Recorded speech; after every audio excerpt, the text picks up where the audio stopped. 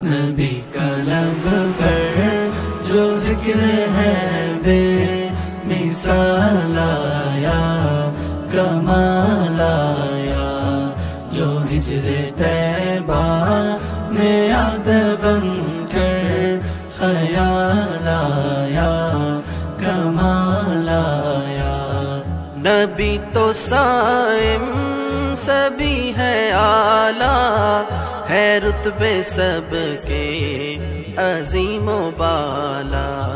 नबी तो साइम सभी है आला, है रुतबे सबके अजीमो बाला। मगर जो आखिर में आमिना का वो लालाया, कमाल आया। আল্লাহ রাব্বুল আলামিন আমাদেরকে কোরআনে কারীম থেকে, নবী করিম সাল্লাল্লাহু আলাইহি সাল্লামের হাদিস থেকে গুরুত্বপূর্ণ বক্তব্য শোনার জন্য আজ আদ-দ্বীন সকিনা মেডিকেল কলেজ হসপিটালের এই বিশাল মাঠে সমবেত হওয়ার তৌফিক দিয়েছেন। সেজন্য রব্বে কারীমের কাছে আমরা শুকরিয়া জানাই, আলহামদুলিল্লাহ। সম্মানিত উপস্থিতি, এ বিশাল বড় জনসমাগম, এ বিশাল বড় ওয়াজ মাহফিল, এই মাহফিলের শৃঙ্খলা রক্ষা করার জন্য এবং মাহফিলটিকে সুচারুরূপে শেষ পর্যন্ত সমাপ্ত করবার জন্য আমাদের প্রত্যেকের সহযোগিতা প্রয়োজন। আমরা অনেকেই বেশ নীরবে নিঃশব্দে আলোচনা শুনছি, আবার এর মধ্যে আশপাশ থেকে বিভিন্ন আওয়াজ শোনা যাচ্ছে। আমি আপনাদেরকে বিনীতভাবে অনুরোধ করতে চাই, সবাই নীরবতা অবলম্বন করুন এবং সবাই শৃঙ্খলা মেনটেন করে চলুন। আমরা কিছুটা অসুবিধা অনুভব করছি, হয়তো অনেকে দেখতে পাচ্ছি না, কিন্তু বিশাল বড় মনিটর আছে, অনেকগুলো মনিটর, এলইডি মনিটর রাখা আছে। অতএব আমরা যদি একটু ধৈর্য ধারণ করি, মনোযোগ দিয়ে কথা শুনি, তাহলে সেটা আমাদের উপকারে আসবে ইনশাআল্লাহ। আজকের এই মাহফিলে আসার আমাদের যে মূল উদ্দেশ্য, কোরআন এবং হাদিস থেকে আলো গ্রহণ করা, আমাদের জীবনকে কোরআনের আলোতে আলোকিত করা, আল্লাহ এবং তার রাসূল সাল্লাল্লাহু আলাইহি ওয়াসাল্লামের আদর্শের আমাদেরকে আদর্শবান হিসাবে গড়ে তোলা। আমরা সে আদর্শের সঠিক শিক্ষা গ্রহণ করবার প্রয়োজনে প্রত্যেকে ধৈর্য ধারণ করি, সবর করি। সম্মানিত ভাইয়েরা, আমি আপনাদের সম্মুখে কোরআনে কারীমের গুরুত্বপূর্ণ একটি সূরা হুজরাতের একটি আয়াত তেলাওয়াত করেছি। সূরা হুজরাতের 7টি বিশেষ সামারি আপনাদের সামনে আমি তুলে ধরতে চাই।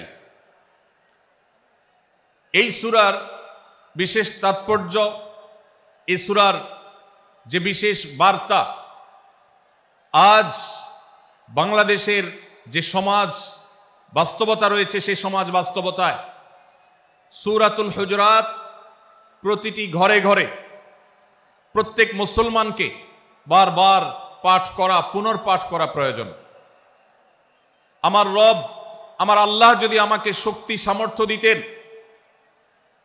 আমি আমার দেশের প্রত্যেক মুসলিম ভাইকে বোনকে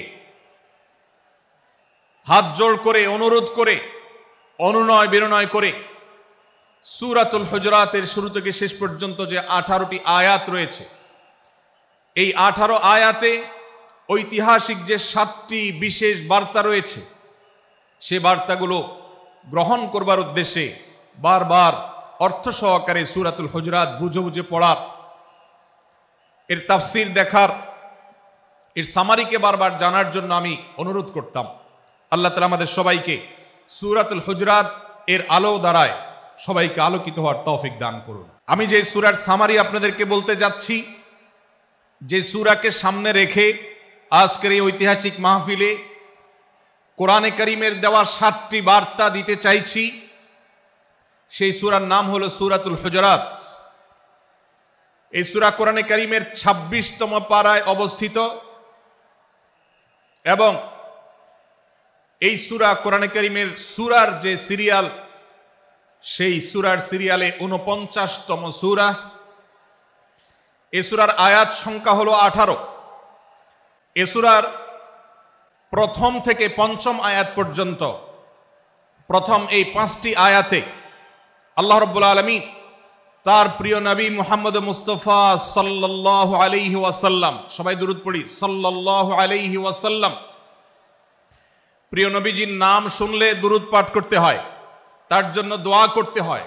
কারণ আল্লাহর হাবিব সাল্লাল্লাহু আলাইহি ওয়াসাল্লাম তার সমগ্র জীবনকে যে কষ্টের মধ্যে পার করেছেন, তার সমগ্র জীবনকে উৎসর্গ করেছেন, তা আপনার আমার হেদায়েতের জন্য, গোটা বিশ্ব মানবতার মুক্তির প্রয়োজনে। যিনি তার জীবনকে, যৌবনকে শেষ করে দিয়েছেন, তার সমগ্র জীবনে কখনো ভোগ, উপভোগ এটিকে কখনো তিনি প্রশ্রয় দেননি, প্রাধান্য দেননি।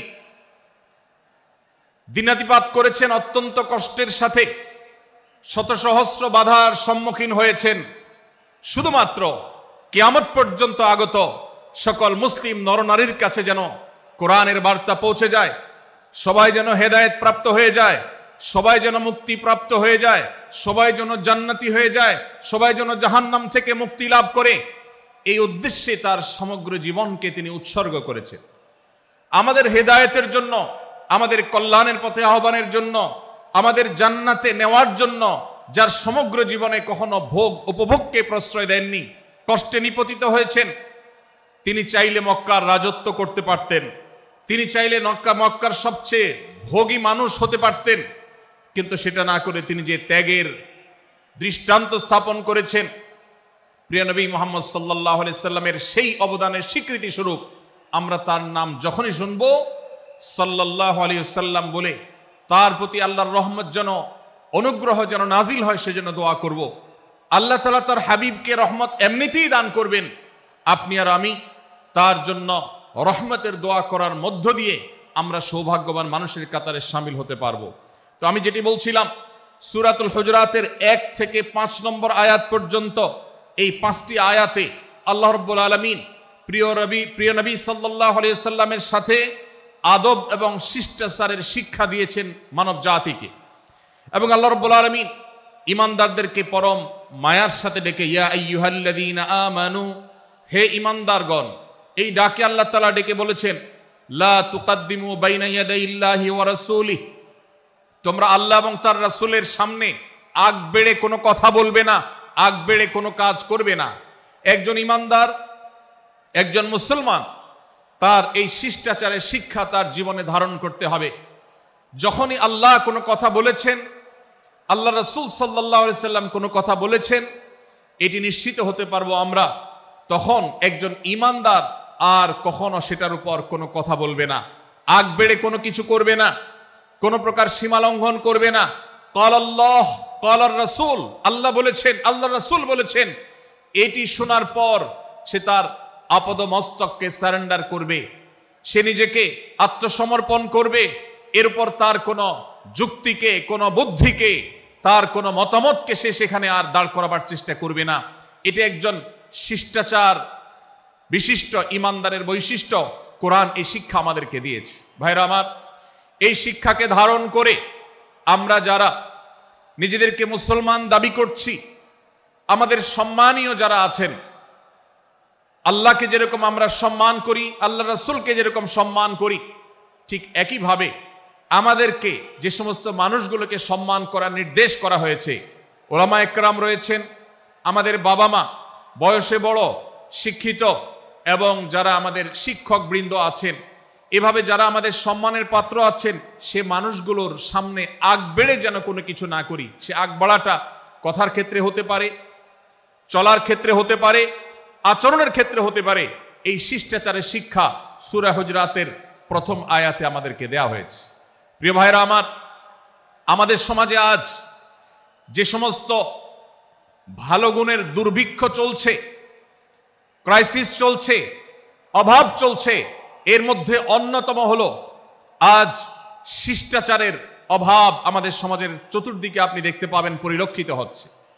আমাদের শিশু থেকে নিয়ে কিশোর, যুবক থেকে নিয়ে মধ্যবয়স্ক, সকল শ্রেণী মানুষের মধ্যে আজ আদব এবং শিষ্টাচারের ভয়াবহ অভাব আমরা দেখতে পাচ্ছি। বিশেষ করে পশ্চিমা সংস্কৃতিকে আমাদের এই স্বদেশে, আমাদের এই মুসলমানদের সমাজে জোর করে পুশ করাবার, সে সমস্ত এজেন্ডাকে বাস্তবায়ন করবার যে প্রচেষ্টা এদেশের এক শ্রেণীর মানুষকে করতে দেখা যায়, তারা এদেশের সমাজের খাঁজে বাজে থাকা ইসলামের কৃষ্টি, কালচার এবং সংস্কৃতিগুলোকে ধুয়ে মুছে পরিষ্কার করবার জন্য শত সহস্র উদ্যোগ নিয়েছে। আমাদেরকে কোরআনের শিক্ষা ধারণ করে, কোরআনের শিক্ষাকে প্রচার করে, কোরআনের শিক্ষাকে প্রতিষ্ঠিত করে ব্যক্তির মধ্যে, ঘরে, পরিবারে, সমাজে, রাষ্ট্রে, সংবিধানে, আইনে, সংসদে, সর্বত্র কোরআনের শিক্ষাকে বাস্তবায়ন করে সেই সমস্ত বিন্দেশী অপসংস্কৃতি চাপিয়ে দেওয়ার ষড়যন্ত্রকে মোকাবেলা করতে হবে ইনশাআল্লাহ। ভাইরা আমার, আর সেজন্য সূরা হুজরাতের এই শিষ্টাচারের শিক্ষা আমাদের জীবনে খুবই গুরুত্বপূর্ণ। আমরা যখনই কোনো সম্মানীয় ব্যক্তির কাছে আমরা থাকব, তাদের কথার উপরে কথা বলা, তাদের সাথে তর্ক করা, তাদের সামনে আগ বেড়ে কথা বলা, এমনকি তারা যখন চলবেন তাদের সামনে সামনে হাঁটা, এই সবগুলো কোরআনের এই শিষ্টাচারের যে শিক্ষা আছে এর পরিপন্থী। প্রিয় নবী সাল্লাল্লাহু আলাইহি সাল্লামের সময়কার একটি ঘটনা, এক ব্যক্তি তার বাবার সাথে হেঁটে যাচ্ছিলেন, বোঝা যাচ্ছিল না যে তাদের মধ্যে বাবাকে সন্তানকে। অনেক সময় বাপ সন্তানের বাহ্যিকভাবে দেখে বোঝা যায় না, এরকম কোনো কোনো ক্ষেত্রে হয়। জিজ্ঞেস করা হলো তাদেরকে, তোমাদের মধ্যে বাবাকে সন্তানকে? বলা হলো যে অমুক বাবা অমুক সন্তান। তখন নির্দেশনা দেওয়া হলো যে সন্তান তার হাঁটা এবং চলার মধ্য দিয়ে এই বিনয়ের প্রকাশ ঘটাতে হবে, আনুগত্যের প্রকাশ ঘটাতে হবে, সম্মান এবং শ্রদ্ধার প্রদর্শন করতে হবে, যার মধ্য দিয়ে বোঝা যায় যে কে সন্তান আর কে বাবা, এটার জন্য জিজ্ঞেস করতে না হয়। আজ আমাদের যারা তরুণ আছি, আমরা যুবক আছি, আমরা অনেকেই পশ্চিমা সংস্কৃতি দ্বারা প্রভাবিত হয়ে আমরা শিষ্টাচারের এই গণ্ডি এবং সীমানা পার হয়ে চলে গেছি। কোরআন আমাদেরকে শিষ্টাচারের শিক্ষা দিচ্ছে যে আমরা সিনিয়রদের সামনে বিনয়ের সাথে আচরণ করব, তাদের সামনে সামনে চলা থেকে বিরত থাকব, যথাসম্ভব তাদেরকে অনুসরণ করার চেষ্টা করব, তাদের সাথে কথা হবে, তাদের আগ বেড়ে কথা হবে না, তাদের কোনো জিজ্ঞাসা থাকলে সেটার উত্তর হবে বিনয়ের সাথে। এই শিষ্টাচারের শিক্ষা আমাদেরকে দেয়া হয়েছে। এবং একইভাবে সূরা হুজরাতের প্রথম বার্তার মধ্যে নবী সাল্লাল্লাহু আলাইহি সাল্লামের সাথে আরেকটি শিষ্টাচার শেখানো হয়েছে, তা হলো আল্লাহ রাব্বুল আলামিন আমাদের কণ্ঠকে, আমাদের আওয়াজকে, আমাদের কথাকে নবী সাল্লাল্লাহু আলাইহি সাল্লামের কথার চাইতে যেন আগ বেড়ে না যায়, তার চাইতে যেন উঁচু কণ্ঠে আমরা কথা না বলি, তার চাইতে যেন উচ্চস্বরে কথা না বলি, সেই শিক্ষা দিয়েছেন, সেই শিষ্টাচারের শিক্ষা আমাদেরকে দেওয়া হয়েছে। ভাইরা আমার, প্রিয় নবী সাল্লাল্লাহু আলাইহি সাল্লামের সাহাবীরা নবী সাল্লাল্লাহু আলাইহি সাল্লামের প্রতি আদব এবং শিষ্টাচার এত বেশি প্রদর্শন করতেন যে নবী করিম সাল্লাল্লাহু আলাইহি সাল্লামের প্রতি এই শিষ্টাচারের কথা যখন বলা হয়, সাহাবীরা অনেকে নবী করিম সাল্লাল্লাহু আলাইহি সাল্লামের সাথে কথা বলতে রীতিমতো ইতস্তত বোধ করছিলেন যে কিভাবে কথা বলবো, না জানে জোরে হয়ে যায় এবং তাতে না জানে আমি বেয়াদবের কাতারে শামিল হয়ে যাই, শিষ্টাচার বহির্ভূত কাজ করে ফেলি। এবং আল্লাহ তাআলা যে সতর্কীকরণ করেছেন সূরা হুজরাতের এই 1 থেকে 5 নম্বর আয়াতের মধ্যে, তার আওতায় আমি না জানে পড়ে যাই। তখন সাহাবায়ে কেরাম বিনয় এবং বিনম্রতা অবলম্বন করেছেন এবং তারা একরকম বিপাকে পড়ে গেছেন। এতটা তারা সভ্য ছিলেন, এতটা তারা নম্র ছিলেন, এতটা তারা বিনম্র আচরণ করতেন নবীজির সাথে। ভাইরা আমার, এই বিষয়টিও আমরা শুধুমাত্র আমাদের প্রিয় নবীজির জন্য নয়, এটি আমাদের মা বাবা, আমাদের সম্মানের পাত্র যারা আছেন, আমাদের বয়সে যারা সিনিয়র আছেন, তাদের সামনে কথা বলার সময় আমরা মেনটেন করে চলবো। অর্থাৎ আমরা উচ্চ কণ্ঠে তাদের সামনে কথা বলবো না। এই মাহফিলে এখনো শত শত হাজারো মানুষ হয়তো এমন আছেন যারা মায়ের সামনে, বাবার সামনে, বড় ভাইয়ের সামনে, শিক্ষকের সামনে, সিনিয়রদের সামনে, মুরব্বীদের সামনে, ওলামাদের সামনে উচ্চ কণ্ঠে কথা বলেন। প্রিয় ভাইরা আমার, আমরা মুসলমানদের সন্তান, আমরা মুহাম্মদ সাল্লাল্লাহু আলাইহি সাল্লামের উম্মত, আমরা আবু বকর, ওমর, ওসমান, আলী রাদিয়াল্লাহু আজমাইনের অনুসারী, আমরা কোরআনের অনুসারী। কোরআনের অনুসারী কখনো বেয়াদব হতে পারে? কোরআনের অনুসারী কখনো বেয়াদব হতে পারে? কোরআন যে শিষ্টাচারের শিক্ষা দিয়েছে, এই শিক্ষা আজ আমাদের মধ্যে ধারণ করতে হবে, আমাদের সন্তানদের শেখাতে হবে, আমাদের ঘরে ঘরে এই শিক্ষা চর্চা করতে হবে, আমাদের সমাজে এটিকে প্রতিষ্ঠিত করতে হবে। পশ্চিমা সংস্কৃতির যে ছোবল, সে ছোবল আমাদের সন্তানদেরকে আজকাল অনেক ক্ষেত্রে বেয়াদবে পরিণত করছে, তাদের অনেক সময় শিষ্টাচার থেকে বের করে দিচ্ছে। তারা কখনো স্বাধীনতার নামে, কখনো মত প্রকাশের নামে, কখনো বিভিন্ন নামে তারা কিন্তু হারিয়ে যাচ্ছে। আজকের এই বাস্তবতাকে উপলব্ধি করে সূরা হুজরাতের 1 থেকে 5 নম্বর আয়াত এর শিক্ষাকে আমাদের মধ্যে ধারণ করতে হবে। আল্লাহ তাআলা আমাদের সবাইকে সেই তৌফিক দান করুন। ভাইরা আমার, সূরা হুজরাতের প্রথম বার্তা প্রিয় নবী সাল্লাল্লাহু আলাইহি সাল্লামের সাথে শিষ্টাচার, আল্লাহ এবং তার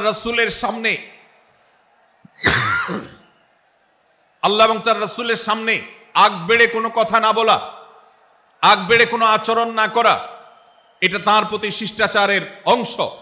এবং আল্লাহ রাসূলের সামনে উচ্চ কণ্ঠে জোরে কথা না বলা, এটাও তার প্রতি শিষ্টাচারের অংশ।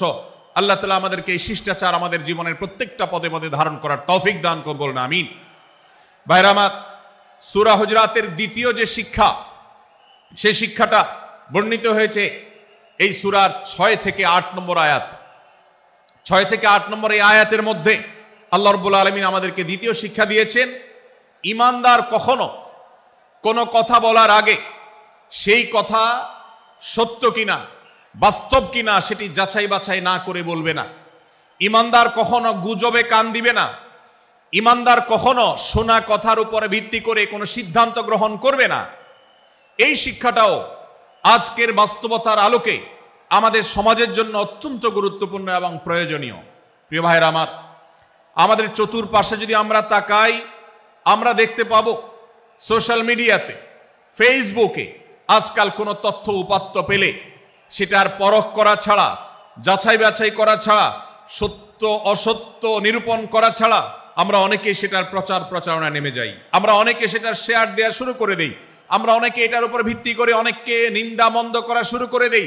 এমনকি আজ আমরা যেই জায়গায় দাঁড়িয়ে আছি, বাংলাদেশের যে সামাজিক বাস্তবতা, সেই বাস্তবতার আলোকে বলা যায় অনেক সময় অনেক ব্যক্তিকে সমাজে মিডিয়ার মাধ্যমে নানাভাবে হয়রানি করে তাকে খারাপ মানুষ হিসাবে, কালপ্রিট হিসাবে দেখানো হয়, অথচ তার দোষ, যে সমস্ত দোষের কথা তাকে বলা হয়, যে সমস্ত দোষে তাকে দোষী বানানো হয়, সে সমস্ত দোষ থেকে তিনি শত সহস্র গুণ পবিত্র এবং পরিচ্ছন্ন। ভাইরা আমার, আজকের এই বাস্তবতায় আমাদেরকে বিশেষ করে লক্ষ্য রাখতে হবে যে আমরা যেই কোনো মূল্যে, যেই কোনো ভাবে যেন কোনো প্রকার গুজবে কান না দেই, আমরা যেন গুজব থেকে বেঁচে থাকি। আল্লাহ তাআলা আমাদেরকে তৌফিক দান করুন। ভাই, এদিকে অনেক বেশি বাঁশির আওয়াজ শোনা যাচ্ছে। স্বেচ্ছাসেবকরা বাঁশির আওয়াজ দেওয়া ছাড়া আপনারা ভলান্টিয়ারি করুন। এত বেশি বাঁশির আওয়াজ আসছে যে কথা বলা কঠিন হয়ে যাচ্ছে। অনুগ্রহ করে বাঁশির আওয়াজ কম করে আপনারা ভলান্টিয়ারি করুন। এখনো অনেক বাঁশির আওয়াজ শোনা যাচ্ছে, বাঁশির আওয়াজগুলো বন্ধ করুন। মাশাআল্লাহ, এখন বন্ধ হয়েছে। আমরা মেহেরবানি করে বাম পাশের থেকে কিছুটা আওয়াজ পাচ্ছি, একটু নীরব নিস্তব্ধ হওয়ার জন্য অনুরোধ করছি। একটু নীরব নিস্তব্ধ না হলে কথা বলা যাবে না। অনুগ্রহ করে আমরা একটু সহযোগিতা করি এবং সবাই নীরব থাকি। ভলান্টিয়াররা অপ্রয়োজনে বাঁশির আওয়াজ দিবেন না, অপ্রয়োজনে বাঁশির আওয়াজ দিবেন না। আমাদের দেশে শব্দ দূষণ, শব্দ সন্ত্রাস, এটা এই দেশের কমন কালচার হয়ে গেছে। রাস্তা যাবেন, প্রয়োজনে অপ্রয়োজনে গাড়ির হর্ন বাজাবে। যে কোনো প্রোগ্রামে যাবেন, প্রয়োজনে অপ্রয়োজনে বাঁশি বাজানো হবে। কদিন আগে 31st নাইট গেছে, আপনারা দেখেছেন। এত প্রচার প্রচারণা, এত সতর্কীকরণের পরেও, আইন শৃঙ্খলা রক্ষাকারী বাহিনী এত সতর্ক থাকার পরেও আপনারা দেখেছেন এক শ্রেণীর বুদ্ধি প্রতিবন্ধীরা তারা 31st নাইট উদযাপনের নামে শব্দ সন্ত্রাস করেছে। শত শত হাজারো মানুষের কষ্টের কারণ হয়েছে। প্রিয় ভাইরা আমার, ধর্ম হোক আর রাজনীতি, বিনোদন হোক আর আনন্দ হোক, যেই কোনো নামে যদি শব্দ সন্ত্রাস সৃষ্টি করে বা অতিরিক্ত শব্দ দূষণ করে, শব্দ সৃষ্টি করে মানুষকে অতিষ্ঠ করার কারণ হয়, সেটা কোনো সভ্য সমাজের দৃশ্য হতে পারে না। আমরা সেই ইসলামের অনুসারী যে ইসলামে আমাদের প্রিয় নবী সাল্লাল্লাহু আলাইহি ওয়াসাল্লাম মসজিদে নববীতে তার একান্ত পরিবেশের মধ্যে এক সাহাবী জোরে কোরআন তেলাওয়াত করছিলেন। তিনি তাকে বলছিলেন, তুমি কোনো বধির রবকে শোনাচ্ছ না, তোমার রব সবকিছু শুনতে পান, অতএব তুমি তোমার এই উচ্চ কণ্ঠের তেলাওয়াত দিয়ে আশপাশে মানুষের ডিস্টার্বের কারণ হবে না। আমরা সেই ইসলামের অনুসারী, অতএব ওয়াজ মাহফিলের মাধ্যমেও যাতে কোনো মানুষ অতিষ্ঠ না হয়, মাইক ব্যবস্থাপনা সেভাবে করাটা মাহফিল কর্তৃপক্ষের যেমন কর্তব্য, ঠিক একইভাবে রাজনৈতিক সভা সমাবেশের নামে কিংবা বিয়ে বিনোদনের নামে যদি শব্দ সন্ত্রাস করা হয়, শব্দ দূষণ করা হয়, অতিরিক্ত শব্দ এর মাধ্যমে যদি মানুষকে অতিষ্ঠ করা হয়, তাহলে সেটি কখনো কোনো সভ্য সমাজের কাজ হতে পারে না। প্রিয় ভাইরা, এই জন্য আপনারা যারা তরুণ আছেন বয়সে, আপনাদেরকে আমি অনুরোধ করতে চাই, বিবাহ অনুষ্ঠানকে কেন্দ্র করে, আকিকাকে কেন্দ্র করে, নানা অনুষ্ঠানকে কেন্দ্র করে যে শব্দ সন্ত্রাস আমাদের দেশে হয়, এটি আমাদেরকে থামাতে হবে ইনশাআল্লাহ। আমরা যদি সবাই সজাগ হয়ে যাই, আমরা যদি সবাই সতর্ক হই, সচেতন হই, ইনশাআল্লাহ এই যে শব্দ দিয়ে মানুষকে কষ্ট দেওয়ার অপসংস্কৃতি, বিশেষ করে ভিনদেশি যে অপসংস্কৃতি আমদানি করা হয়েছে, এই অত্যাচার এদেশে থামাতে হবে ইনশাআল্লাহ। আল্লাহ আমাদের সবাইকে তৌফিক দান করুন। ভাইরা আমার, আমরা আমাদের আশেপাশে কোনো তরুণরা যদি এরকম শব্দ করে, গান বাজিয়ে অন্য মানুষকে অতিষ্ঠ করে, ঈদের সময় দেখা যায় বিশেষ করে সে সমস্ত যুবকদেরকে কাউন্সিলিং করতে হবে, তাদেরকে বোঝাতে হবে যে তোমার আনন্দ কখনো আরেকজনের বেদনার কারণ হতে পারে না। বহু হার্টের রোগী আছেন, বহু অসুস্থ মানুষ আছেন, বহু ছোট শিশু আছে যাদের কষ্টের কারণ হয়। বিধায় আমরা কখনো আমাদের শব্দ দিয়ে কাউকে কষ্ট হতে দিব না। আল্লাহ আমাদের সবাইকে তৌফিক দান করুন। মাশাআল্লাহ, অনেকটা নীরব নিস্তব্ধ হয়েছে। আমি যে জায়গাটা ছিলাম আবার সেখানে ফিরে যাই। সূরা হুজুরাতের দ্বিতীয় শিক্ষার কথা বলছিলাম ভাইরা। 6 থেকে 8 নম্বর আয়াত যদি আপনি পাঠ করেন সূরা হুজুরাতের, আপনি দেখতে পাবেন সেখানে আল্লাহ রাব্বুল আলামিন ঈমানদারদেরকে যেই কোনো সংবাদ, যে কোনো তথ্য, বিশেষ করে অনির্ভরযোগ্য সূত্র থেকে যখন পাবে, ফাসিক থেকে যখন শুনবে, যার ভিতরে আল্লাহর ভয় নাই সেরকম মানুষ থেকে যখন পাবে, সেই সংবাদ তথ্য উপাত্ত যাচাই করা ছাড়া সেই সংবাদ যেন বলে না বেড়ায়।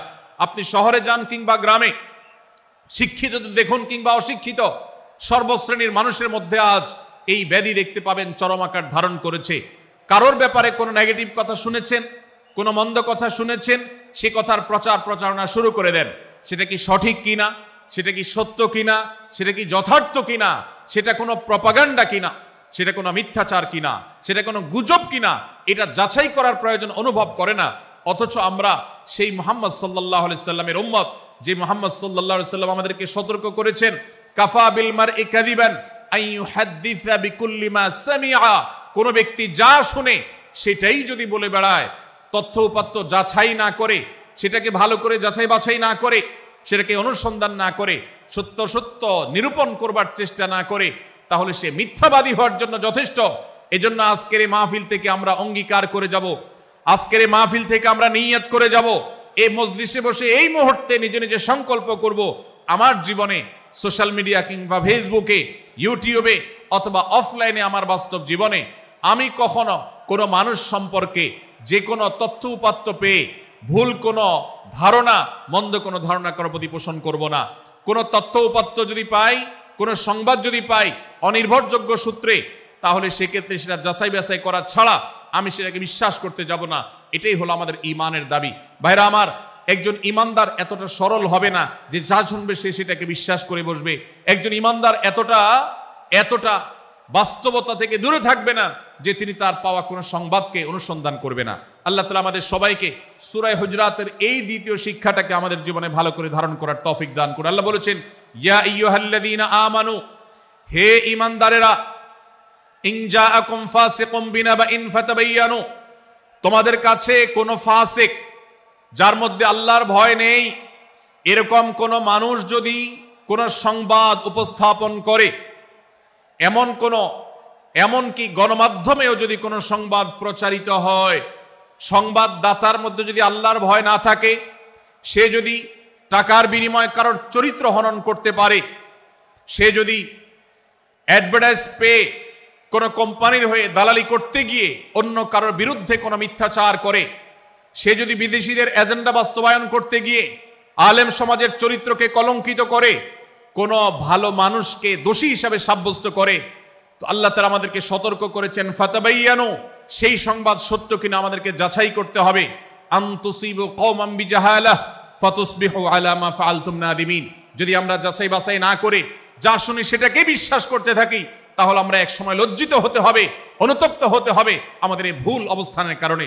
এজন্য ভাইরা, আজকের এই মাহফিল থেকে আমরা প্রতিশ্রুতি নিজের সঙ্গে নিজে দিয়ে যাব যে আমরা কখনো কোনো তথ্য উপাত্ত পেলে, কোনো সংবাদ পেলে সেটাকে বিশেষ করে কারোর চরিত্র সম্পর্কিত যদি হয়, কারোর সম্পর্কে নেগেটিভ যদি হয়, তাহলে সেটাকে বিশ্বাস করবার আগে ভালো করে অনুসন্ধান করব। যতক্ষণ আমি নিশ্চিত না হব ততক্ষণ পর্যন্ত সেটার প্রচার করব না। আল্লাহ তাআলা আমাদের সবাইকে কোরআনের এই শিক্ষাটাও আমাদের জীবনে ধারণ করবার তৌফিক দান করুন।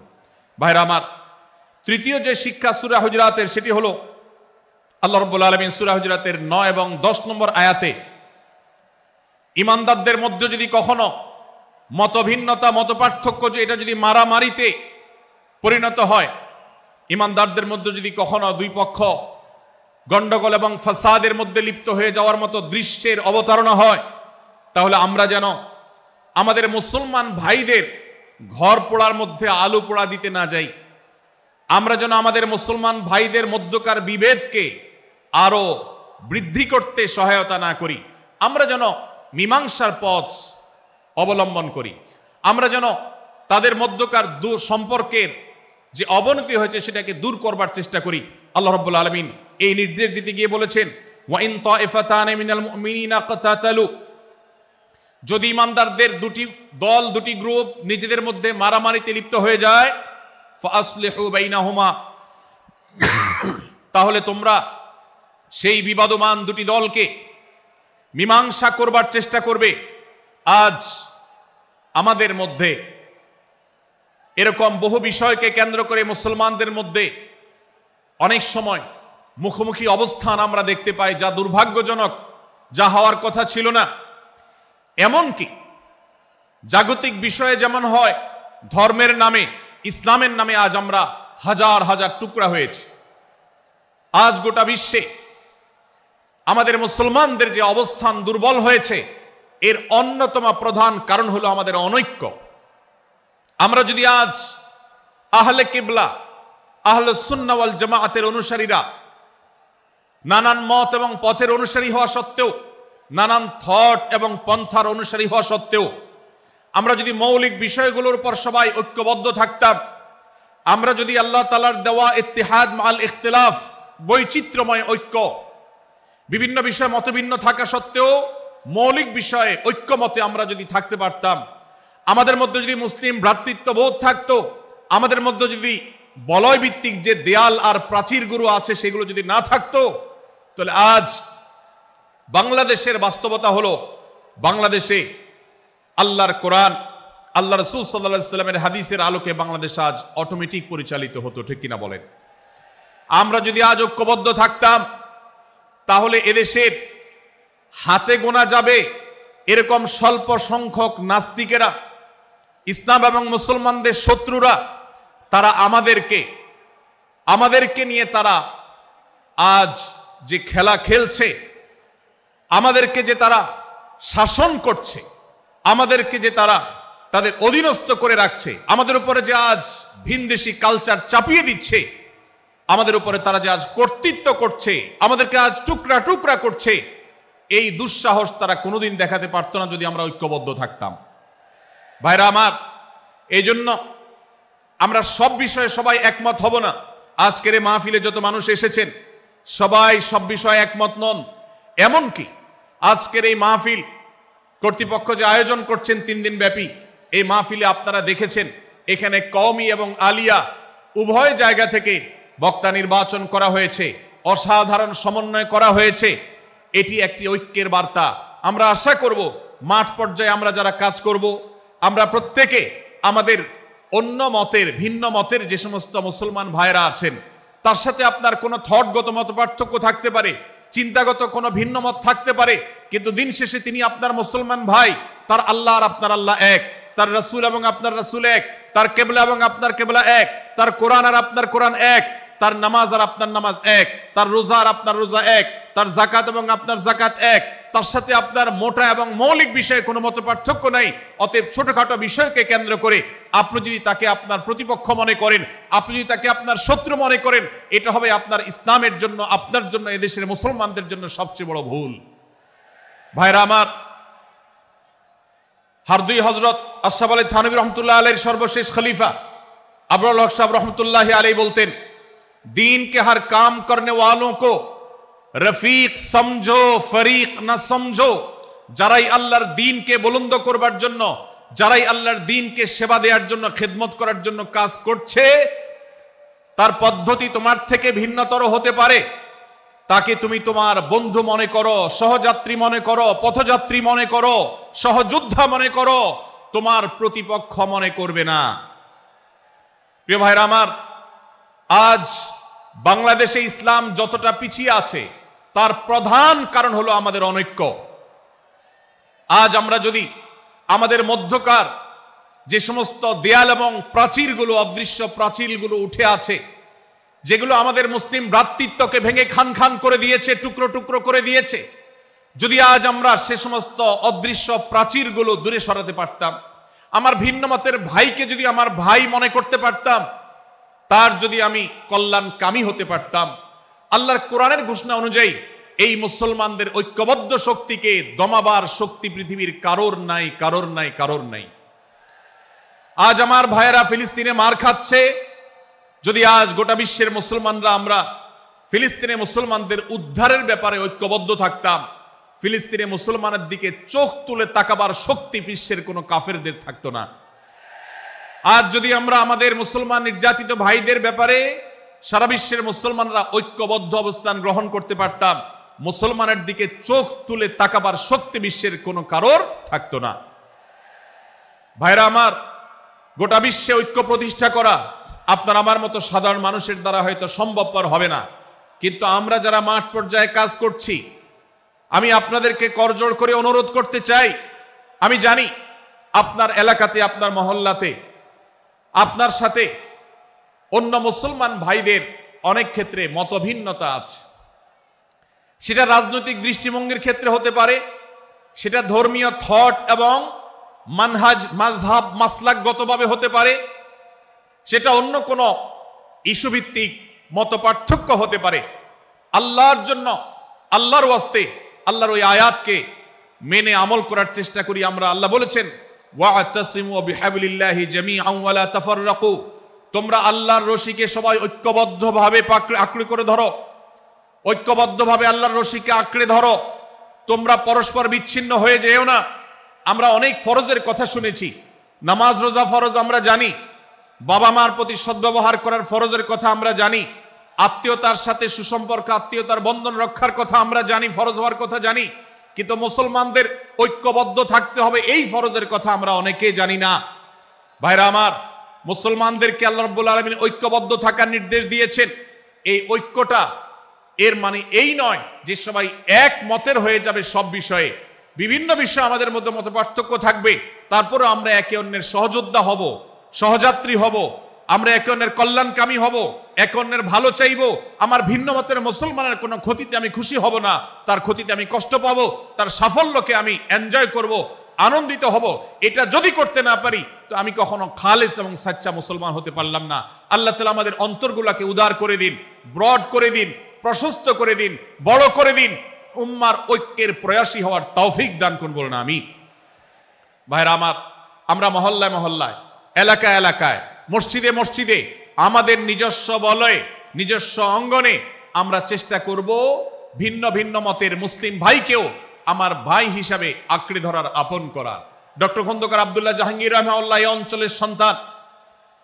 তিনি বলতেন, বেদাতে লিপ্ত কোনো মুসলমান, তার ব্যাপারেও আমি মনে করি আমার ভাই ভুলের মধ্যে আছেন, তার ব্যাপারে আমার মায়া মমতা কাজ করে, আমি তার কল্যাণকামী, তাকে আমার ভাই মনে করি। ঠিক একইভাবে আমার কোনো মুসলমান ভাইয়ের সাথে যদি আমার ভিন্ন মতের কারণে আমার মনে হয় যে তিনি ভুল পথে আছেন, তারপর তাকে আমি শত্রু ভাববো না, তার অকল্যাণ আমি চাইবো না।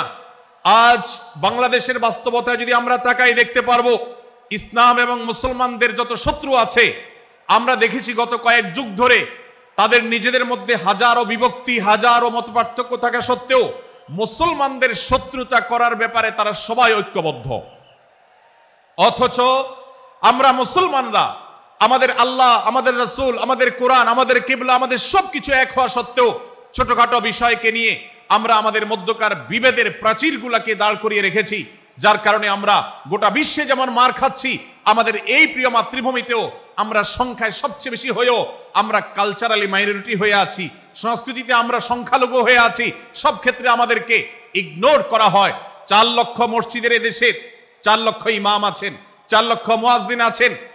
এই মসজিদগুলো এদেশে এর নেটওয়ার্ক যতটা শক্তিশালী, এদেশের সকল রাজনৈতিক দলগুলোর নেটওয়ার্ককে যদি একত্র করা হয়, মসজিদগুলোর মতো এতটা শক্তিশালী নেটওয়ার্ক এদেশের সমাজে নাই। কিন্তু ওলামা একরামকে ইগনোর করা হয়, মুসলমানদের ইগনোর করা হয়।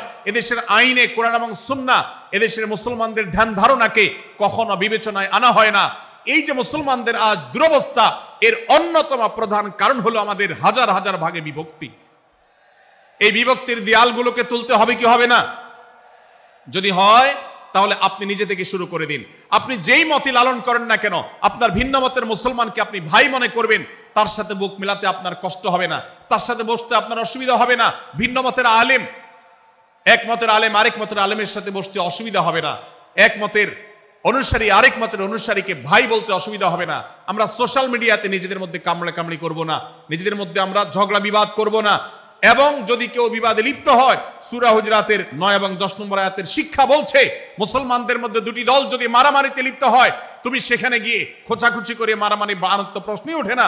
বরং আল্লাহ বলছেন যে ফাসলিহু বাইনাহুমা, তাদের উভয়ের মধ্যে মীমাংসা করবার জন্য তুমি উদ্যোক্তা হও, তুমি উদ্যোগী হও। ভাইরা আমার, আমরা অনেকেই হয়তো জেনে থাকবো মিথ্যা এটা আল্লাহর জমিনের সবচেয়ে বড় জঘন্য অপরাধগুলোর মধ্যে থেকে একটি। একজন মুসলমান কোন অবস্থাতে মিথ্যা বলতে পারে না। কিন্তু কোন মুসলমান যদি অন্য মুসলমানের সাথে কখনো বিবাদ বিতণ্ডায় লিপ্ত হয়ে যায়, দুজন মুসলমান বা দুটি বলয়, দুটি পক্ষ, দুটি গোষ্ঠী মুসলমানদের, তাদের মধ্যে যদি কোনো বিষয় যদি ভুল বুঝাবুঝি তৈরি হয়, ভিন্ন মত সৃষ্টি হয়, একে অন্যের সাথে শত্রু ভাবাপন্ন হয়ে যায়, তাহলে তাদের দুইজনের মধ্যে বা দুই পক্ষের মধ্যে মীমাংসা করবার জন্য কেউ যদি মিথ্যা কথাও বলে, অর্থাৎ আপনি এক পক্ষের কাছে গিয়ে বললেন, ভাই আপনি যাকে এত খারাপ মনে করছেন, যার ব্যাপারে আপনি এতটা রাগান্বিত হয়ে আছেন, আমি তো জানি তিনি আপনার ব্যাপারে অনেক সফট চিন্তা রাখেন, আপনার ব্যাপারে অনেক ইতিবাচক ভাবনা রাখেন, আপনার ব্যাপারে অনেক সুধারণা পোষণ করেন। আপনি যদি একজন মুসলমানের কাছে গিয়ে, এক পক্ষের কাছে গিয়ে যদি এই কথাটা বলেন, বাস্তবে তিনি যদি এটা নাও বলেন, তারপরেও আপনি যদি এই মিথ্যা কথা বলেন, এই মিথ্যা এটা শুধু জায়েজ নয়, বরং এই মিথ্যাটা এর মাধ্যমে আপনি যে তাদের পরস্পরের সম্পর্ককে ভালো করার চেষ্টা করেছেন, এর মাধ্যমে আপনি আল্লাহর কাছে নেকি এবং সওয়াব পাবেন ইনশাআল্লাহ। ভাইরা আমার, তাহলে দুজন মুসলমান, দুটি পক্ষ, দুটি দল, দুটি বলয়, দুটি গোষ্ঠী যদি কখনো ভিন্ন মত তাদের মধ্যে তৈরি হয়, সেটা যদি মারামারিতে গিয়ে পৌঁছায়, সেটা যদি বিবাদ বিতণ্ডা পর্যন্ত গিয়ে পৌঁছায়, আমাদের কাজ হবে মধ্যে থেকে সেটাকে মীমাংসার মাধ্যমে দূরত্বকে কমানো। আমরা কখনো দূরত্ব বাড়াবো না, পারলে দূরত্ব কমাবো। ডক্টর খন্দকার আব্দুল্লাহ জাহাঙ্গীর রহমতুল্লাহ একটা কথা বলতেন, মুসলমানদের বাড়িতে যে আগুন লেগেছে, বিভেদের আগুন, মতবিরোধের আগুন, মত পার্থক্য, এটা মতবিরোধে যে পৌঁছে গেছে, এ আগুন তিনি বলতেন, আমি নিভাবার মতো শক্তি আমার নাই, এত পাওয়ার নাই যে বহুদা বিভক্ত মুসলমানদেরকে আমি ঐক্যবদ্ধ করে ফেলবো, এত শক্তি আমার হাতে নেই। কিন্তু একটা শক্তি আমার কাছে আছে ভাই, সেটা হলো যে বিবাদমান মুসলমানদের মধ্যে বিবাদ যেন আর না বাড়ে, বিবাদের যে আগুন লেগেছে সে আগুনে যেন আর ঘি ঢালা না হয়, কেরোসিন ঢালা না হয়, সেজন্য আমি ভূমিকা রাখতে পারি। আমি আপনাদেরকে বিনয়ের সাথে অনুরোধ করতে চাই, যত বিষয় নিয়ে আমাদের মুসলমানদের পরস্পরের মত পার্থক্য আছে, হতে পারে সেটা মাসআলা নিয়ে, হতে পারে সেটা রাজনৈতিক অবস্থানকে কেন্দ্র করে, হতে পারে অন্য কোনো বিষয়কে কেন্দ্র করে, আল্লাহর ওয়াস্তে আপনি বিভেদ মিটাতে পারেন আর না পারেন, বিভেদ যেন না বাড়ে সেজন্য আপনি অবস্থান গ্রহণ করবেন, বিভেদ বাড়ার ক্ষেত্রে কোনো ভূমিকা পালন করবেন না, এবং সব সময় উম্মার ঐক্য প্রয়াস চাইবেন, প্রয়াস চালাবেন, উম্মার ঐক্য চেষ্টা করবেন। আল্লাহর কাছে আপনি যে দোয়াগুলো করেন, এর মধ্যে একটা দোয়া যেন এটাও থাকে, হে আল্লাহ, আমরা বহুদা বিভক্ত হয়ে গেছি, আমরা টুকরা টুকরা হয়ে গেছি, যার কারণে তোমার ভাষ্য অনুযায়ী ফাতাফশালু ওয়া তাযহাবা রিহুকুম, আজ আমাদের শক্তি শেষ হয়ে গেছে, আমরা দুর্বল হয়ে গেছি।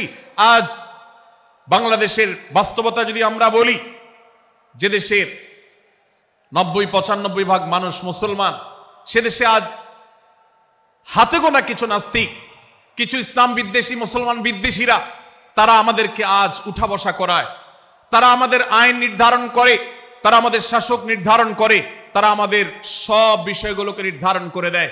আমাদের সন্তানরা পাঠ্যপুস্তকে কি পড়বে সেটাও ইসলাম বিদ্বেষীরাই ঠিক করে দেয়। ভাইরা আমার, এই অবস্থার যদি পরিবর্তন চাই তাহলে আমাদের মধ্যকার দূরত্বগুলো কমাতে হবে।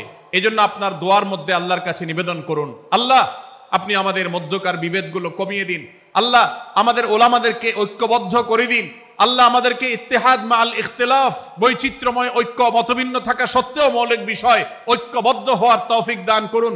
সীসাঢালা প্রাচীরের মতো আমাদেরকে কাঁধে কাঁধ মিলিয়ে আল্লাহ এবং তার রাসূল সাল্লাল্লাহু আলাইহি সাল্লামের আদেশ নিষেধকে ব্যক্তি, সমাজ, পরিবার, রাষ্ট্রে সর্বত্র বাস্তবায়নের জন্য কাজ করার তৌফিক দান করুন।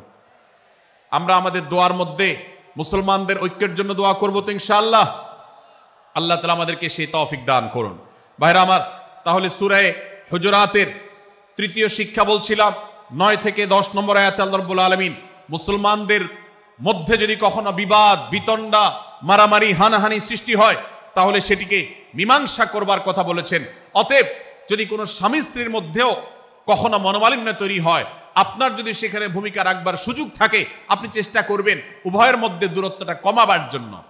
আমরা অনেকে আজকাল নামাজ কালাম পড়ি, রোজা রাখি, দাড়ি রাখি, অনেক ভালো ভালো কথা বলি, অথচ দুজনের মধ্যে গন্ডগোল লাগলে আমরা সেখানে এক পক্ষ হয়ে আরেক পক্ষকে আমরা খেপিয়ে তুলি।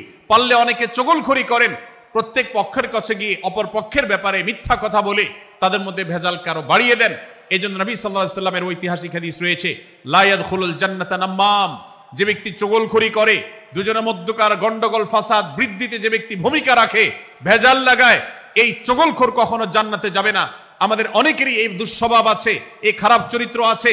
সূরা হুজুরাত এই জন্য আমাদের আজকের যে সমাজ বাস্তবতা আছে, আমাদের যে ব্যাধি আছে ব্যক্তিগত পর্যায়ে, আমাদের পরিবারের, সমাজের সর্বত্র যে ব্যাধিগুলো ছেয়ে গেছে, সূরা হুজুরাতের প্রতিটি আয়াত যেন সেই ব্যাধির সবচেয়ে বড় মহৌষধ, সেটার জন্য সবচেয়ে বড় প্রতিষেধক, সেটার জন্য সবচেয়ে বড় সমাধান। এই জন্য আমি বলেছি শুরুতে, আমার যদি আল্লাহ শক্তি সামর্থ্য দিতেন, প্রত্যেক মুসলমানের হাতে পায়ে ধরে সূরা হুজুরাতের 18টি আয়াত, প্রত্যেকটি আয়াত আমি আমার মুসলমান ভাইদেরকে বলতাম, বারবার পড়ুন, বারবার পাঠ করুন, বোঝার চেষ্টা করুন, জীবনকে পরিবর্তন করুন। এদেশে নামাজি মুসলমান আপনি কম বেশি পাবেন, এদেশে রোজাদার মুসলমান কম বেশি পাবেন, এদেশে হজ আদায়কারী মুসলমান কম বেশি পাবেন, এদেশে তাসবিহরত মুসলমান কম বেশি পাবেন, কিন্তু এদেশে আচার আচরণ, কাজ কারবার, আখলাক এবং বান্দার হক এবং অধিকার, অন্যের অধিকার সংশ্লিষ্ট বিষয়ে সচেতন মুসলমান আপনি খুব বেশি পাবেন না। আর এই জন্যই আমাদের জান্নাতের পথে অনেক বড় অন্তরায় হয়ে আছে। আজ আমাদের চরিত্রগুলো নষ্ট হয়ে গেছে। আমরা নামে মুসলমান, আমরা চগলখড়ি করি, আমরা নামে মুসলমান, দুজনের মধ্যে গন্ডগোল সৃষ্টি করে দেই। গন্ডগোল আগে থেকে সৃষ্টি থাকলে সেটাকে বাড়াবার চেষ্টা করি। আমরা নামে মুসলমান, আমাদের শিষ্টাচার নাই, আদব নাই, লেহাজ নাই। এই জন্য সূরা হুজুরাতের প্রতিটি আয়াত আমাদেরকে শিক্ষা দেয়। আল্লাহ তাআলা আমাদের সকলকে এই শিক্ষাগুলো আজকের এই মাহফিল থেকে আমাদের বুকের ভেতরে পরম যত্ন সহকারে নিয়ে যাওয়ার এবং আমাদের জীবনকে পরিবর্তন করার তৌফিক দান করুন। ভাইরা আমার, তৃতীয় এই শিক্ষাটি শেষ করে আমি বলতে চাচ্ছি, চতুর্থ আয়াতে আল্লাহ রাব্বুল আলামিন আমাদেরকে বলেছেন, আমরা যেন কেউ কাউকে নিয়ে বিদ্রূপ না করি, ব্যঙ্গ না করি, কেউ কাউকে যেন বাজে নামে না ডাকি, কেউ যেন কাউকে খোঁচাখুচি না করি, কেউ যেন কারোর নাম বিকৃত করে তাকে না ডাকি। ভাইরা আমার, এই আয়াতটি আমি শুরুতে তেলাওয়াত করেছি। আল্লাহ বলেছেন, ইয়া আইয়ুহাল্লাযীনা আমানু লা ইয়াসখার কওমুম মিন কওমিন আসা আন ইয়াকুনু খায়রাম মিনহুম। হে ঈমানদারেরা, হে মুসলমানেরা, তোমাদের কেউ যেন অন্য কারোর নাম ধরে অন্য কাউকে ব্যঙ্গ, বিদ্রূপ, ঠাট্টা না করে। আমরা একে অন্যকে নিয়ে ঠাট্টা করি কি করি না? বিদ্রূপ করার রোগ আমাদের মধ্যে আছে না নাই?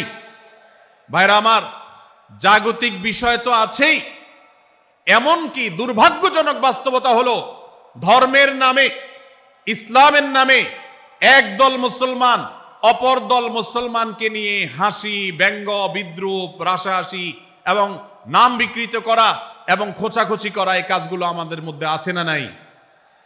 আমরা যারা ইসলামের খেদমত মনে করে আমার ভিন্ন মতের, ভিন্ন দলের মুসলমানকে খোঁচাখুচি করি, আমরা যারা আল্লাহর খেদমত মনে করে, ইসলামের সেবা মনে করে, দাওয়াতের কাজ মনে করে, ইসলাম প্রচার মনে করে ভিন্ন মতের অন্য দলের মুসলমানকে নিয়ে ব্যঙ্গ, বিদ্রূপ আর হাসাহাসি করি, তাদেরকে সোশ্যাল মিডিয়াতে, অনলাইনে, অফলাইনে তুচ্ছ তাচ্ছিল্য করি, আল্লাহর শপথ করে বলছি, এটা ইসলামের সেবা নয়, এটা হলো প্রবৃত্তির পূজা, এটা হলো আপনার নফসের পূজা, এটা হলো আপনার প্রবৃত্তির গোলামি করা, এটা আল্লাহর গোলামি নয়, এটা ইসলামের খেদমত নয়, এটা ইসলামের 12টা বাজানো।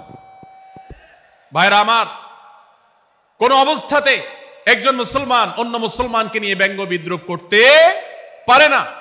আমার মুসলমান ভাই যদি কোনো ভুল কথা বলে, ভুল কাজ করে, আমি যথাযথ নিয়মে তাকে সংশোধনের চেষ্টা করব, সমালোচনা করার দরকার হলে সেটাও করব, কিন্তু হাসাহাসি নয়, বিদ্রুপ নয়, ব্যঙ্গ করা নয়।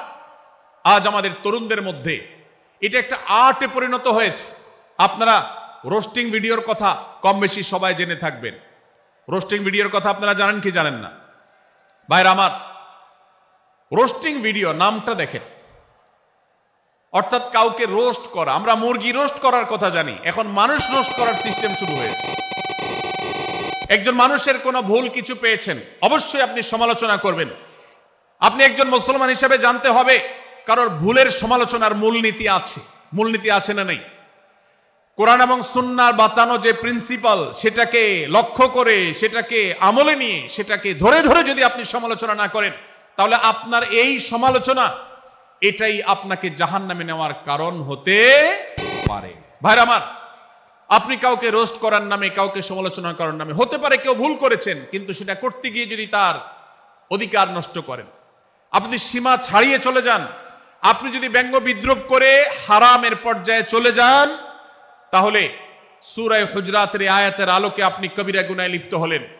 আমরা অনেকে আছি যে ব্যক্তিগত পর্যায়ে এই বিদ্রুপ করাটাকে আমরা কোনো বিষয় মনে করছি না। সোশ্যাল মিডিয়াতে অনেকগুলো ভিডিও ক্লিপ আছে, আপনাদের চোখে নিশ্চয়ই পড়েছে, আমার চোখে বহু পড়েছে, যে অনেক সময় দেখা যায় বিনোদনের নামে কাউকে খোঁচাখুচি করা, কাউকে অপমান করা, কাউকে হয়তো ধাক্কা দিয়ে পানিতে ফেলে দেয়া, কাউকে কষ্ট দেয়া, কাউকে হয়তো প্রতারিত করা, এটাকে আমরা এনজয় করি।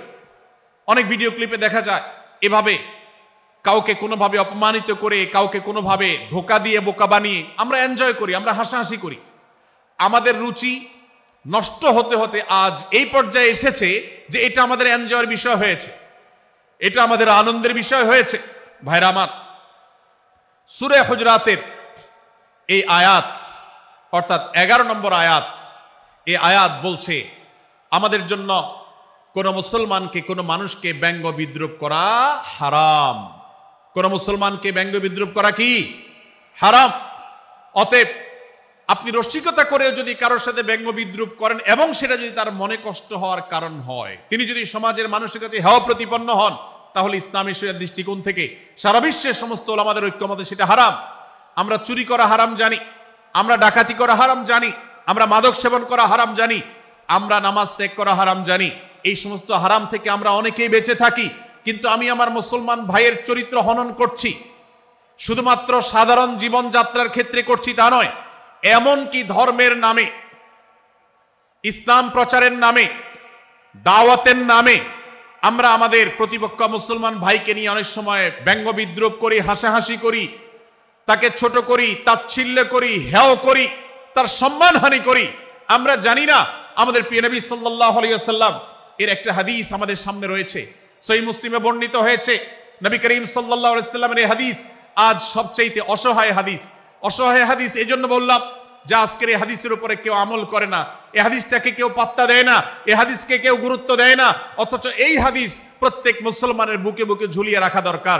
এই হাদিস আমাদের ঘরে ঘরে ঝুলানো দরকার, এই হাদিস আমাদের অফিসগুলোতে শোভা পাওয়া দরকার, এই হাদিস আমাদের জীবনে বাস্তবায়ন হওয়া দরকার। নবী করিম সাল্লাল্লাহু আলাইহি ওয়াসাল্লাম সেই হাদিস বর্ণনা করেছেন। আবু হুরায়রা রাদিয়াল্লাহু তাআলা আনহু তিনি বলেছেন, লা তাহাসাদু, লা তাহাসাদু, হে মুসলমানরা, তোমরা কেউ কাউকে কখনো হিংসা করবে না, কেউ কাউকে হিংসা করবে না। আমাদের মধ্যে হিংসা আছে না নাই? হিংসা আছে না নাই? আমরা একে অন্যকে হিংসা করি। একদল মুসলমান অন্য দল মুসলমানকে হিংসা করে, কেউ কারো ভালো দেখতে পারে না। ভাইরা আমার, আল্লাহ নবী বলেছেন, লা তাহাসাদু, তোমরা একে অন্যকে হিংসা করো না।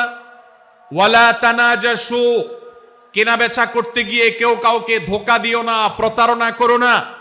ওয়ালা তাবাগাদু, তোমরা একে অন্যের সাথে শত্রুতা বিদ্বেষ পোষণ করবে না। ওয়ালা তাদাবারু, তোমাদের কেউ যেন কারোর পেছনে লেগে না থাকে, কাউকে অবজ্ঞা যেন না করে। ওয়ালা ইয়াবি আহাদুকুম আলা বাই'i আখিহি, এবং তোমাদের কেউ যেন আরেকজনের কেনাবেচার উপরে সেখানে ইন্টারফেয়ার করে সে যেন সেখানে কোন প্রকার ক্ষতিগ্রস্ত কাউকে না করে। ওয়াকুনু ইবাদাল্লাহি ইখওয়ানা, হে মুসলমানরা তোমরা আল্লাহর বান্দা ভাই ভাই হয়ে থাকো।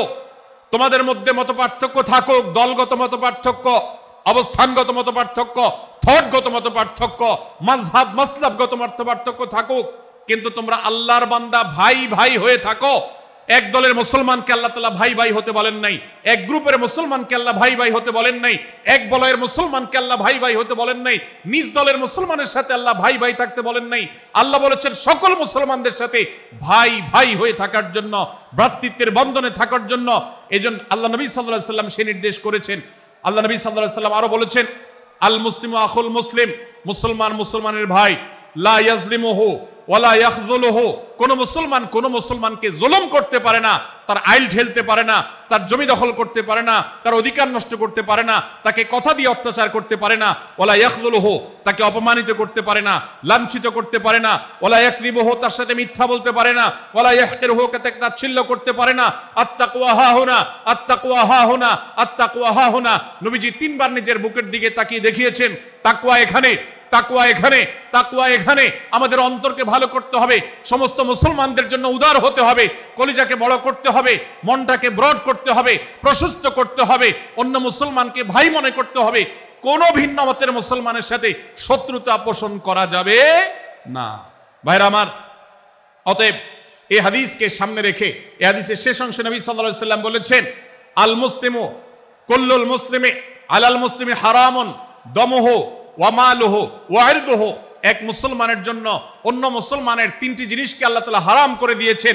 কোন মুসলমানের রক্ত এটা প্রবাহিত করা, কাউকে হত্যা করা যেরকম হারাম, কোন মুসলমানের সম্পদ অন্যায়ভাবে আপনি ভোগ করবেন, দখল করবেন, মেরে দিবেন, এটা হারাম। ঠিক একইভাবে কোন মুসলমানের সম্মান নষ্ট করবেন, ইজ্জত নষ্ট করবেন, সম্ভ্রম নষ্ট করবেন, অপমান করবেন, এটাকে আল্লাহ তাআলা হারাম করেছেন।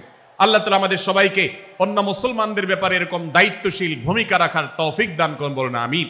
ভাইরা আমার, সূরা হুজুরাতের 4 নম্বর আয়াতের এই শিক্ষাকে ধারণ করে আমরা কারোর প্রতি ব্যঙ্গাত্মক আচরণ করব না। অনেক মুসলমান আছেন অন্য মুসলমানদের নাম ধরে ধরে বিদ্রুপ ব্যঙ্গ করেন, নাম বিকৃত করেন। অনেক সময় আমরা রসিকতা করেও আমাদের অনেকের নাম বিকৃত করি। আল্লাহ সুবহানাহু ওয়া তাআলা এটাকে হারাম করেছেন। এমনকি নবী সাল্লাল্লাহু আলাইহি ওয়াসাল্লাম বলেছেন, লা তাকুল লিকাসিরিন ইয়া কাসিরু, কোন খাটো বা বেটে মানুষকে হে বেটে, হে খাটো, এরকম বলে ডেকো না। নবী সাল্লাল্লাহু আলাইহি ওয়াসাল্লাম বলেছেন, এভাবে ডাকলে তিনি অপমানিত হন। আল্লাহ তাকে এভাবে সৃষ্টি করেছেন। আমরা অনেক সময় দেখা যায় একে অন্যকে খোঁচা মারতে গিয়ে তার গায়ের রং কালো হলে, তিনি দেখতে আকারে ছোট হলে তাকে আমরা ব্যঙ্গ করি, বিদ্রুপ করি, তাকে আমরা তাচ্ছিল্য করি, তাকে আমরা অপমান করি, তাকে আমরা অপদস্থ করি। ভাইরা আমার, এটা আমাদের জন্য হারাম। আমি আবারও বলছি, চুরি হারাম আমরা জানি, ডাকাতি হারাম আমরা জানি, আমরা অন্যান্য হারামের কথা জানি, কিন্তু এই যে এক মুসলমান অন্য মুসলমানের অধিকার নষ্ট করা হারাম, এটা আমরা জানি না। এক মুসলমান অন্য মুসলমানের নাম বিকৃত করা হারাম, এটা আমরা জানি না। এই ব্যাপারেও আমরা দেখেছি যে আমরা যারা ইসলামের দাওয়াতের কথা বলি, কোরআন হাদিসের কথা বলি, তারাও দেখা যায় সোশ্যাল মিডিয়াতে, ফেসবুকে একদল মুসলমান অন্য দলে মুসলমানদেরকে নানা বাজে উক্তি দিয়ে ডাকাডাকি করে, বিকৃত নামে ডাকে, বিকৃত উপাধি দেয়, খারাপ কথা বলে, অমুকের দালাল তমুকের দালাল ইত্যাদি ধারণা করে কথা বলে। এই কাজগুলো হারাম, এগুলো আমরা কখনো করব না। 5 নম্বর যে শিক্ষা আছে সূরা হুজুরাতে, সেটা হলো 12 নম্বর আয়াতে আল্লাহ রাব্বুল আলামিন এখানে কুধারণা করাকে হারাম করেছেন, মন্দ ধারণা করতে আল্লাহ তাআলা নিষেধ করেছেন, এবং গীবত করতে, পেছনে লাগতে নিষেধ করেছেন। ভাইরা আমার, এই একটি আয়াত অর্থাৎ সূরা হুজুরাতের 12 নম্বর আয়াত, এই আয়াতটির শিক্ষা ধারণ করে যদি আমরা আমাদেরকে শুধরাতে পারি, সংশোধন করতে পারি, তাহলে ইসলামের মেইন যে কাজগুলো আছে, ঈমানকে বিশুদ্ধ করা এবং শিরক মুক্ত ঈমান আনা, 5 ওয়াক্ত নামাজ পড়ার পর, বান্দার হক আদায়ের পর, এই আয়াতটির পর আমল করলে আপনার জান্নাতে যাওয়ার সবচেয়ে বড় বাধা দূর হয়ে যাবে ইনশাআল্লাহ। ভাইরা আমার, যে আয়াতে আল্লাহ তাআলা আমাদেরকে কারো প্রতি মন্দ ধারণা করতে নিষেধ করেছেন, গীবত করতে নিষেধ করেছেন, কারো পেছনে লাগালাই করতে নিষেধ করেছেন, সেই আয়াতে আল্লাহ রাব্বুল আলামিন বলেছেন, ইয়া আইয়ুহাল্লাযীনা আমানু ইজতানিবু কাসীরাম মিনায-যন্ন, হে ঈমানদারেরা, হে মুসলমানরা, তোমরা কারোর প্রতি ধারণা, মন্দ ধারণা তোমরা করো না, এটা থেকে বিরত থাকো। অনেক ধারণা অর্থাৎ মন্দ ধারণা, এটা গুনাহ, এটা থেকে বিরত থাকো। ইন্না বা'দায-যন্নি ইসম, কারণ কিছু কিছু ধারণা অর্থাৎ যেগুলো মানুষের সম্পর্কে কোনো তথ্য উপাত্ত ছাড়া নিছক ধারণা প্রসূত মন্দ ধারণা করা হয়, সেগুলো গুনাহের কারণ, সেগুলো অপরাধের কারণ, সেগুলো কবিরা গুনাহ, সেগুলো পাপাচার, সেগুলো আল্লাহর অসন্তুষ্টির কারণ, সেগুলো আল্লাহর অবাধ্যতার কারণ। এজন্য ভাই কারোর প্রতি মন্দ ধারণা করা যাবে না। এক্ষেত্রে আমি জানি আমাদের ব্যক্তিগত পর্যায়ে কারোর ব্যাপারে কোনো কিছু কথা উঠেছে অথবা সামান্য একটু সন্দেহ তৈরি হয়েছে, আমরা তার চরিত্র নিয়ে টানাটানি করি। আমরা জানি না একজন মুসলমানের চরিত্রের মূল্য কত বড়। আমার কাছে সুস্পষ্ট প্রমাণ আসার আগ পর্যন্ত কোনো মুসলমানের চরিত্র নিয়ে আমার ব্লেম করবার কোনো অধিকার আমার নাই। এই জন্য একজন মুসলমান কখনো কারো প্রতি কুধারণা করবে না, মন্দ ধারণা পোষণ করবে না, খারাপ ধারণা পোষণ করবে না। আল্লাহ তাআলা আমাদেরকে এবং মুসলমানের সম্পর্কে খারাপ ধারণা করা থেকে বেঁচে থাকার তৌফিক দান করুন। ভাইরা আমার, কিছুটা বিশৃঙ্খলা দেখা যাচ্ছে। আমরা আপনাদেরকে বিনীতভাবে অনুরোধ করতে চাই, অনুগ্রহ করে সবাই বসে পড়ুন। যারা দাঁড়িয়ে আছেন তারা একটু বসে পড়ুন, সবাই যার যার দায়িত্বে বসে যান। আপনি আরেকজনের চিন্তা না করে আপনি একটু বসে যান। ভলান্টিয়ার ভাইরা প্যান্ডেলের ভেতরে পেছনে কি হচ্ছে আপনারা একটু দেখুন। ডান পাশে যে সমস্ত ভাইরা আছেন, ভাইরা আপনারা আমার কথা শুনুন। ডান পাশে আমার প্যান্ডেলের ডান পাশে যারা আছেন আপনাদেরকে আমরা অনুরোধ করছি, ওয়াজ মাহফিলের মঞ্চে, তাফসীর কোরআন মাহফিলের প্যান্ডেলে এসে আমরা যদি বিবাদ বিতণ্ডায় লিপ্ত হই, আমরা সে বিষয়ে আলোচনা করছি, আল্লাহর ওয়াস্তে আমরা বিবাদ বিতণ্ডা বন্ধ করি। আপনারা একটু শান্ত হন, আল্লাহর জন্য একটু সবর করেন। ভাইরা আমার, এদিকে যে কিছুটা বিশৃঙ্খলা দেখা যাচ্ছে, আপনাদেরকে আমরা অনুরোধ করছি আপনারা একটু বিশৃঙ্খলা বন্ধ করুন। ভাইরা এখানে যারা দাঁড়িয়ে আছেন সবাই বসে যান, সবাই বসে যান, সবাই বসে যান। যশোরের মানুষের দুর্নাম হোক আপনারা কি চান? আপনারা কি চান যশোরের মানুষের দুর্নাম হোক? তাহলে আশপাশে ভাইরা ওনাদেরকে সবাইকে বসায় দেন, বসায় দেন, কাউকে দাঁড়ায় থাকতে দিবেন না। ভাই সবাই বসেন, সবাই বসে যান। এখানে যারা দাঁড়িয়ে আছেন সবাই বসেন, অনুগ্রহ করে সবাই ধৈর্য ধারণ করেন এবং বসেন। আজকের মাহফিল সুন্দরভাবে শেষ হোক। আপনারা কি চান কি চান না? ভাই আপনারা কি চান কি চান না? যদি আপনারা চান, অনুগ্রহ করে আমার ডান পাশে যারা বিশৃঙ্খলা করছেন তারা বসে যান। আপনাদেরকে আমরা অনুরোধ করছি এখান থেকে বসে যান। আপনারা কি ডক্টর মিজানুর রহমান আজহারী সাহেবের আলোচনা শুনতে চান কি চান না? যদি চান তাহলে মেহেরবানি করে আওয়াজ বন্ধ করে পরিবেশ শান্ত করে। এখানে অল্প কিছু মানুষের মধ্যে বিশৃঙ্খলা দেখা যাচ্ছে। কোনো কারণে এত বড় মাহফিল, এত মানুষের, লাখো লাখো মানুষের সমাগম, এখানে কোনো কারণে ঝামেলা হতেই পারে, কিন্তু আমরা অনুগ্রহ করে ধৈর্য ধারণ করি। ধৈর্য কোথায়? সবাই বসে যাই, সবাই বসে যান, আওয়াজ বন্ধ করে। ভলান্টিয়ার ভাইরা এদিকে বিনয়ের সাথে মানুষদেরকে বসানোর জন্য চেষ্টা করেন। আশেপাশের যারা আছেন বসে, তারা দাঁড়ানো ভাইদেরকে হাতে পায়ে ধরে বসান, সবাই সবাইকে টান দিয়ে বসান। ভাই এপাশে যারা বিশৃঙ্খলা আচরণ করছেন তারা আপনারা একটু বসেন। আপনারা যদি বিশৃঙ্খলা আচরণ না থামান তাহলে সেক্ষেত্রে মাহফিল সুন্দরভাবে শেষ করা যাবে না। আমার আলোচনার শেষের দিকে আমরা আলোচনা শেষ করে এশার নামাজ পড়ব, তারপরে আমাদের শেষ অধিবেশন হবে ইনশাআল্লাহ। ভাই মেহেরবানি করে আপনারা শান্ত হন। আমাদের আলোচনার পর আজকের আমাদের প্রধান আকর্ষণ এবং প্রধান বক্তা ডক্টর মিজানুর রহমান আজহারী হাফিজাহুল্লাহ তিনি আসবেন, তিনি আলোচনা করবেন। তারপরে আমরা মাঠে ইনশাআল্লাহ সবাই জামাতের সাথে এশার সালাত আদায় করব। আমি কয়েক মিনিটের মধ্যে আলোচনা শেষ করব, আপনারা মেহেরবানি করে শান্ত হন। জাযাকুমুল্লাহ খাইর। ভাইরা আমার, আমি যে জায়গাটা ছিলাম, সূরা হুজরাতের 12 নম্বর আয়াতে আল্লাহ রাব্বুল আলামিন আমাদেরকে সূরা হুজরাতের 5ম শিক্ষা দিয়েছেন মুসলমানদের জন্য, যা গুরুত্বপূর্ণ তা হলো আমরা কারোর প্রতি মন্দ ধারণা করব না। এক্ষেত্রে ডক্টর আব্দুল্লাহ জাহাঙ্গীর রাহিমাহুল্লাহর একটা উক্তি আমার মনে পড়ে। তিনি বলেছেন যে আজ আমাদের যারা ধর্মচর্চা করি, আমরা যারা নিজেদেরকে প্র্যাকটিসিং মুসলমান মনে করি, আমাদের সবচেয়ে, হুজুরদের সবচেয়ে পছন্দের গুনাহ হলো মন্দ ধারণা করা, অন্যের ব্যাপারে খারাপ ধারণা করা। অমুক অমুকের দালাল, তমুক তমুকের দালাল, কোনো তথ্য উপাত্ত ভিত্তি প্রমাণ ছাড়া নিছক ধারণার উপর ভিত্তি করে অন্য মুসলমান ভাইকে আমি এরকম নানা তকমা দিয়ে আমরা কবিরা গুনাহে লিপ্ত হচ্ছি। আমরা এই বদ ধারণা করা, মন্দ ধারণা করা যে কবিরা গুনাহ অনেকে জানি না। অনেকে অনেকের পেছনে লাগছি, অনেকের ওয়াজ শুনছি দোষ বাইর করার জন্য, স্ট্যাটাস পড়ছি ভুল বাইর করার জন্য। এই যে মানুষের পেছনে লাগা, এটা আল্লাহ তাআলা নিষেধ করেছেন, ওয়ালা তাজাসসু, তোমরা কেউ কারোর ছিদ্র অন্বেষণ করার, দোষ আবিষ্কার করার চেষ্টা করবে না, এবং ওয়ালা ইয়াগতাব বা'দুকুম বা'দা, কেউ কারোর গীবত শিকায়াত করবে না। এই আয়াতে আমাদেরকে কেউ কারোর পেছনে পরনিন্দা করতে নিষেধ করেছেন। ইসলাম বলে আমরা মানুষের সামনে মানুষের ভুলের কথাগুলো বলবো বিনয়ের সাথে, যাতে তিনি সংশোধিত হন, আর তার পেছনে প্রশংসা করব। আমরা করি উল্টা, আমরা মানুষের সামনে এসে মানুষের প্রশংসা করি আর তার পেছনে গিয়ে তার দুর্নাম করি। ইসলামকে যদি আমরা মানতাম, সমাজটা সুন্দর হয়ে যেত। আমরা যদি সামনে কারোর দোষ বলতাম তাহলে তিনি সংশোধিত হতেন, আর পেছনে যদি গুণ বলতাম তাহলে তিনি ভালো সেখান থেকে শিক্ষা গ্রহণ করতেন। সূরা হুজরাতের 6 নম্বর শিক্ষা 13 নম্বর আয়াতে আল্লাহ তাআলা বলেছেন যে আমাদের সবার গোড়া কোত্থেকে এসেছে, আমাদের গর্বের কোনো বাহ্যিক কারণ নাই তাকওয়া ছাড়া। আল্লাহ বলেছেন ইয়া আইয়ুহান নাস ইন্না খালাকনাকুম মিন যাকারিন ওয়া উনসা, হে মানুষ সকল, তোমাদেরকে আমি মানুষ, নারী এবং পুরুষ, আদম এবং হাওয়া থেকে সৃষ্টি করেছি। ওয়াজআলনাকুম শুউবান ওয়া ক্বাবাইলা লিতাআরাফু, বিভিন্ন গোত্রে তোমাদেরকে আমি বিভক্ত করেছি পরিচয়ের জানার জন্য শুধুমাত্র। আর আল্লাহ বলেছেন শেষে ইন্নাল্লাহা আলিমুন খাবীর, তোমরা কি করো আল্লাহ জানে। অতএব আমাদের কারোর পর কারো কোনো শ্রেষ্ঠত্ব নেই তাকওয়া ছাড়া। আল্লাহ বলেছেন ইন্না আকরামাকুম ইনদাল্লাহি আত্তাকুম, আমাদের মধ্যে সবচেয়ে মর্যাদাবান হবে তিনি যার মধ্যে তাকওয়া সবচেয়ে বেশি হবে।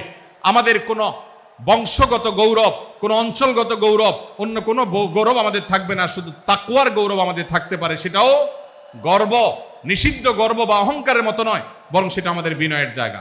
সর্বশেষ 7 নম্বর যে শিক্ষা সূরা হুজরাতের রয়েছে সেটা 14 এবং 14 থেকে 18 নম্বর আয়াতে আল্লাহ তাআলা ঈমান এবং ইসলামের চিহ্ন উল্লেখ করেছেন, যে 6টা শিক্ষা উল্লেখ করা হয়েছে, এর আলোকে মুসলমানকে মুনাফিককে সেটা নিরূপণ হবে।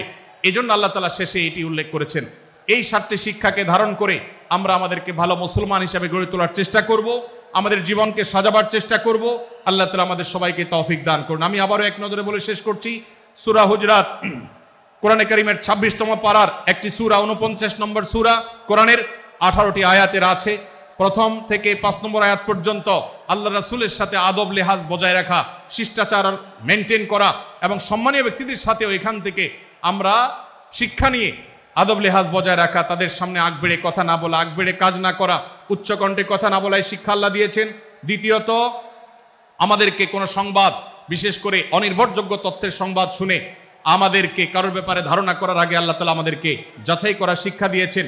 আমরা যেন গুজবে, আমরা যেন ধারণাপ্রসূত কোনো তথ্যে আমরা যেন কান না দেই, সেই শিক্ষা আল্লাহ আমাদেরকে দিয়েছেন। এটি 6 থেকে 8 নম্বর আয়াতে, 9 থেকে 10 নম্বর আয়াতে আল্লাহ তাআলা মুসলমানদের 2 গ্রুপের মধ্যে গন্ডগোল দেখা দিলে মীমাংসা করতে বলেছেন, এবং 4 নম্বর শিক্ষা 11 নম্বর আয়াতে বিদ্রুপ করতে নিষেধ করেছেন আল্লাহ তাআলা, কারণ নাম ধরে ব্যঙ্গ করাকে হারাম করা হয়েছে। এবং 5 নম্বর শিক্ষা 12 নম্বর আয়াতে আল্লাহ তাআলা দিয়েছেন, কারোর প্রতি মন্দ ধারণা করা যাবে না, কারোর পেছনে লাগা যাবে না, এবং কারোর মন্দ নামে কাউকে ডাকা যাবে না, কারোর সমালোচনা তার পেছনে করা যাবে না, এগুলোকে হারাম করা হয়েছে। 6 নম্বর শিক্ষা 13 নম্বর আয়াতে আল্লাহ বলেছেন, আমাদের সবার মধ্যে কারোর কোনো শ্রেষ্ঠত্ব নাই তাকওয়া ছাড়া। যার তাকওয়া যত বেশি, আল্লাহ ভীতি যত বেশি, তিনি আল্লাহর কাছে তত শ্রেষ্ঠ এবং সেরা। 7 নম্বর সর্বশেষ শিক্ষা হলো 14 থেকে 18 নম্বর আয়াতে আল্লাহ রাব্বুল আলামিন ঈমানদারদের আলামত, মুনাফিকদের আলামত উল্লেখ করেছেন। সেখান থেকে শিক্ষা নিয়ে আমরা আমাদের ঈমানকে পরখ করার চেষ্টা করব, আমাদের আমলকে পরখ করার চেষ্টা করব। আল্লাহ তাআলা আমাদেরকে সূরা হুজরাতের আলোকে আমাদের জীবনকে গঠন করার তৌফিক দান করুন, বলুন আমিন। আল্লাহ তাআলা আমাদের সবাইকে আজকের এই তাফসীর কোরআন মাহফিল থেকে সূরা হুজরাতের এই 7টি শিক্ষাকে ধারণ করে ভালো মুসলমান, যে মুসলমান সম্পর্কে নবীজি বলেছেন আল মুসলিমু আখুল মুসলিম, মুসলমান মুসলমানের ভাই।